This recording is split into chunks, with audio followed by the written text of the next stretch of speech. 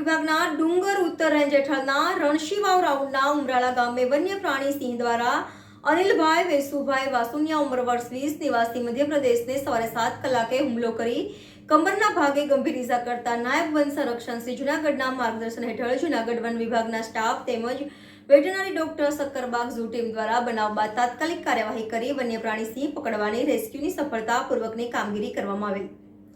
ત્યારબાદ વન્ય પ્રાણીને ત્યાંથી લાંબડીધાર થાણા ખાતે તાત્કાલિક ખસેડવાની કામગીરી હાથ ધરવામાં આવેલ। રિપોર્ટર વિવેક મહેતા, NN ન્યૂઝ, જૂનાગઢ। દર્શક મિત્રો, તમારી આસપાસ બની રહેલી અવનવી ઘટનાઓ વિશે જાણવા માટે NN ન્યૂઝને લાઇક કરો, શેર કરો, સબસ્ક્રાઇબ કરો અને બેલ આઇકન પ્રેસ કરો, જેથી આપને નોટિફિકેશન્સ મળતી રહે।